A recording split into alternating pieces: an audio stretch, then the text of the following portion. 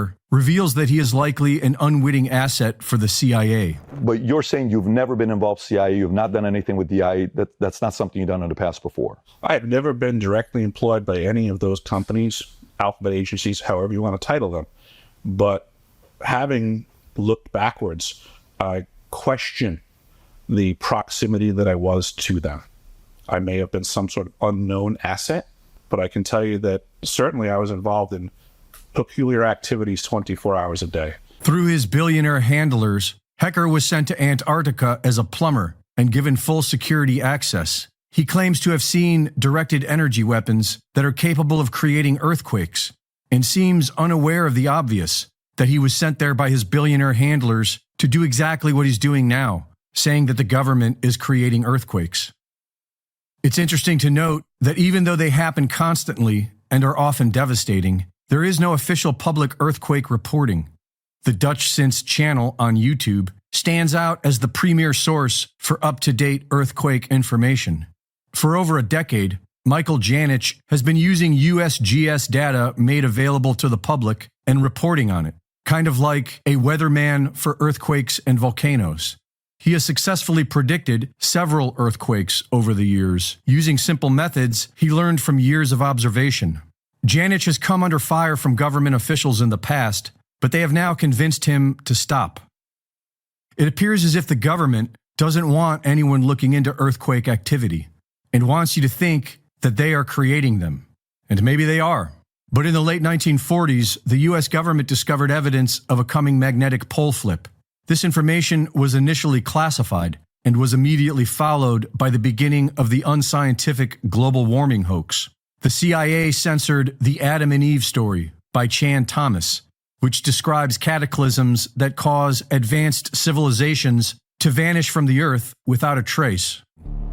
According to official records from commander of Project Nanook, Major Maynard White, the US government discovered in the late 1940s that the Earth undergoes major magnetic flips about every 10,000 to 12,000 years, which causes the surface of the Earth to catastrophically shift in the space of one day. This information was officially kept from the public. The mysterious Great Pyramid of Giza was built with dimensions that memorialize the golden ratio, pi, and the speed of light, and along with the Sphinx forms a working clock of the Great Year.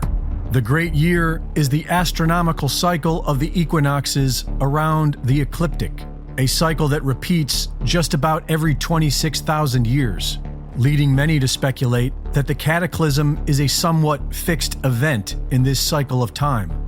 Many researchers believe that the Great Pyramid, along with several other ancient structures that memorialize the Great Year, were built to warn us about the recurrent cataclysm. Our sun has its own recurrent cycles, and in almost every cataclysm story throughout history, the sun plays a major role. Researchers have found 11, 88, 200, and 2,400 year cycles, which involve the oscillation between solar minimum and solar maximum. Solar maximum being when the sun exhibits the most sunspot and solar flare activity. Many researchers now believe that this cycle leads up to a recurrent nova of our own sun. Recurrent novas have been observed all over the night sky. The mainstream theory is that stars become congested with atmospheric material and eventually expel this material in an explosive outburst. And there is much evidence that our own sun experiences these recurrent novas, which likely is related to the solar flare and sunspot cycles. The latest research tells us that the sun is more electrical than it is nuclear fusion, and that it has an electromagnetic relationship with the Earth. This would suggest that the magnetic reversals of the Earth occurs when the sun novas. And so the big question is, when will that be? Douglas Vogt has been studying this subject for decades and predicts that a recurrent nova will next occur in 2046. He arrived at this date based on sun cycles, as well as biblical coding. The Mayan long count calendar began in 3113 BC and was marked by days, not years. 1,872,000 days. Nearly all sources brought the Mayan calendar to an end in 2012 by dividing the number of days by 365.24 days in the year. But Jason Brashears of Archaics.com points out the fact that prior to 713 BC, there were 360 days in the year. In 713 BC, all the civilizations of the world changed their calendars to add 5 days. In Persia, these extra 5 days became known as the bad luck days. In ancient Mexico, the useless days. And for the ancient Maya, the unlucky days. When we adjust accordingly, we have 864,000 days before the calendar change and 1,008,000 days after, which brings the Mayan calendar to an end in 2046. This also raises the question, what happened in 713 BC? According to the Bible, 86,000 people were killed by an angel that year, followed by God moving the sun by 10 degrees. Perhaps one of these cataclysms occurred that year. Ben Davidson of Suspicious Observers has been closely analyzing all this scientific data, and based on the rate of decline of Earth's magnetic field, he concludes that the solar nova will occur between 2040 and 2060. And Suspicious Observers, who have been covering this subject for years, is saying that we are in it right now. It is important we review the 2 recent studies confirming that we did have a mini geomagnetic excursion in the middle of the Holocene about 6,000 years ago, first found in China and then confirmed in volcanic flows in Russia. We have added it to the list of officially confirmed excursions in recent history. We do appear to have magnetic changes on the planet every 6,000 years. There are several studies one could look to for the fairly perfect lineup of these geomagnetic changes on Earth, with major environmental disasters, including the peaks of species extinction. And there's no mystery as to why. The magnetic field of Earth, which protects our planet from space radiation, weakens tremendously in these excursions and becomes misaligned with the poles, leading to major influx of space energy to Earth. NASA scientists and others declared in the year 2000 that we had lost 10% of the magnetic field since the middle of the 1800s, and the ESA Swarm magnetic field mission upgraded that number to 15% in their 2010 mission report and update. 10% lost in 150 years, and then another 5% lost in only a decade. That's serious. And several subsequent studies confirmed that the magnetic field has begun changing faster and faster, all pointing to one inevitable conclusion. The cycle is not only due again, but it's happening, and it doesn't take thousands of years, and no, it's no small matter for the Earth and the creatures that live here. That there are technologies at the South Pole Station that people can't even consider that exist on this planet. Like what? Directed energy weapon systems is something that people need to get into their vocabulary fast. The ice cube neutrino detector is not simply a passive listening device as presented for the science that they're claiming it to do. It also has the capacity to transmit. There are embedded in the ice what are called digital optical modules, DOMs. They're about the size of a basketball. The array embedded in the ice is 1 kilometer by 1 kilometer by 1 kilometer. It is the world's largest telescope. And now, because we have proven that it can transmit, it's the world's largest directed energy weapons system. It is responsible for the earthquakes in Christchurch, New Zealand in 2011 on the front end of the year. How do you know for a fact that that was responsible for that? Because I was present and I have gone over this with the pertinent people that I will not be releasing their names. Okay. But I was on the team, let's just say, and I've confirmed this. Well, I've provided documentation from the actual manufacturer's specs. So this unit was constructed, operated, and maintained by the University of Wisconsin, and just like every other device on the planet, whether you're driving an M1 Abrams tank or operating the ice cube neutrino detector, there's operator's manuals that tell you how things work. Right there in that information, free for everybody to find. I found it myself. I was directed to find it, I'll put it that way, and release this information. And it states very clearly that each one of these DOMs can transmit at 2,047 volts each. So these are currently the facts of life. how do you know? I mean, I guess what I'm asking is, how did it even come to your attention that this triggered an earthquake? If you're at the South Pole and New Zealand had an earthquake, I mean, how did you know it came from the South Pole? Without divulging names, Without divulging names. I could only say that it was communicated to me from team members that were present and fully read in at the time, that they were aware. And since that time, At the immediate, like the same day? oh, absolutely, it was understood Well, what was said? that we accidentally hit Christchurch, New Zealand twice when they were trying to fire up this weapon for the first time. That it was friendly fire. It was not on purpose, but it occurred. That the system is designed for that. And it was just friendly fire. So this is a telescope. That sounds like a. Is it a telescope? Or Absolutely, it is. It is a neutrino detector for sure. It can accomplish its primary purpose. It can also transmit and then provide a multifaceted platform for directed energy weapons systems. Do you have any idea how the earthquake was initiated? From misfiring the system. Where Were they targeting? Yes. I don't know. does it go into the earth? Does I it go can- into the atmosphere? It can definitely go through the earth. I would consider that it might be able to do stuff in the atmosphere. I haven't heard that statement laid at its feet, but I wouldn't put it past it. I don't want to try to limit the functions of this device by my imagination or experience. I believe that's one of the problems with directed energy weapons is they are not like standard weapons of old where you have a gun and a particular caliber bullet, you pull the trigger and it does one thing. These platforms are way more complex than that. They do a lot of things. What else do they do? Excuse me.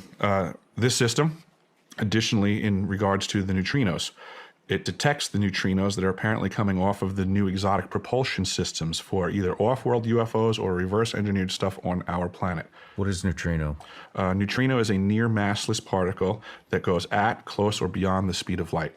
It is so small that it can pass between the electron shell and the nucleus of pretty much every atom on the planet. And the capacity of being detected at the South Pole Station when the neutrino impacts the nucleus of the water molecule of the ice in the glaciers at the pole, a reaction occurs. The nucleus and the neutrino become destroyed. A muon is created and ejected, and a blue flash of light known as Cherenkov radiation flashes in the ice, and that's what the DOMs, the digital optical modules, are detecting. That's their primary purpose as presented. Now, whether that neutrino comes from a quasar out in space or a exotic propelled engine off of vehicles that aren't being discussed contemporarily, it detects it, thus making it basically an air traffic control center for all non-discussed vehicles on this planet. So just like we have all the other air traffic on the planet and it's being completely observed and attended to, there's just another level of craft on this planet and another level of air traffic control tower that exists. This is that facility. Back to tracking neutrinos. What is that? Why are they tracking those? Oh, for the purposes of science, they're claiming that there's a lot to be ascertained by understanding the difference between low power and high power neutrino ejections from cosmic occurrences.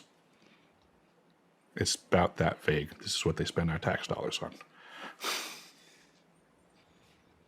Let's talk about what else do they do? The device is also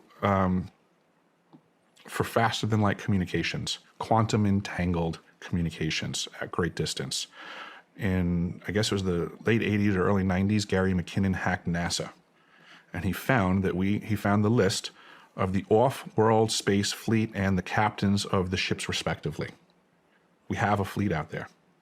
If we have a fleet out there, we need to communicate with them. This is that facility. Can you explain quantum entanglement communications? Yes, I don't think most people understand what I'm about to say anyway, but I will. The way quantum entanglement works is that you can take two particles, quantum entangle them, and then take those two particles and move them at any distance in the cosmos. And let's just say, for example, if you quantum entangle two electrons and you have them spinning in the same direction, and then you take one of those electrons and you shoot that thing out 100,000 light years from the original. If you then rotate the spin on the one electron, if you modify it so that its spin changes, the quantum entangled electron at any distance will simultaneously, in no time, switch its rotation also because they're quantum entangled. So these communication systems are taking advantage of this aspect of quantum mechanics that most people can't wrap their heads around, and this is what they're utilizing. It's just the new level of science that affords us the ability to communicate at any distance instantaneously. I've heard about this. I've tried to dig into it, and it's hard to understand. It is hard to understand. It would be my best way to put it is that when electricity first came out, it was very hard for a lot of people to understand what Nikola Tesla was getting at. But everyone was using it before they even understood it. And this is just where we are right now. It's just a new technology. It's a new conversation. People don't have to understand it yet. They just have to realize it's real. What other kind of things can this? Oh boy. Voice to skull technology. This is also in the foray of directed energy weapons. What is that? The ability to, let's just say, throw your voice into your head or my voice into my head, or allowing algorithms that now they can blanket a whole geographical area and they can make everybody change their thoughts. They can, I use the term intrusive thoughts. Back to that fork in the road analogy. If you find yourself where you have to make a decision about something, next thing you know, you catch yourself kind of having an argument in your head with your own voices. Well, the ability to add another one of your voices in there, but have it controlled by somebody else's microphone, so to say, is a very powerful tool. And I think this is a weapon of war that we are seeing happen to everyone around us. The Department of Defense recently started initiating protocols for their employees, their agents, to discuss Havana syndrome-like symptoms. And on that list is that their agents are hearing voices in their head. And this is what they're getting at. This is that technology that, next thing you know, you're trying to make a decision, but there's another Sean in your head that now is actually somebody else's control. And through the manipulation of that voice, they can now push you. Just like we have, the cell phones are weaponized now, the social media platforms, and they can engage with an algorithm, and they know that they can push you in a direction by repetitive information being displayed in front of you, similar to the tachistoscope in grammar school, that they can learn your system and they can learn to manipulate it on a personalized level by just assessing you, what the things are that you're interested in, what are your weak points, what's the crack in the dam, what's the angle of attack. And it's through repetition and access. These are simply electromagnetic impulses in your head. It's not that they can't be read, it's not that they can't be copied, and it's not that they can't be just replayed with somebody else's control. I mean, I could get a voice changing thing and I could sound like you if I wanted to. I could call you on the phone, I could call your loved ones, and I could pretend I'm Sean. And they can do that for you in your own head.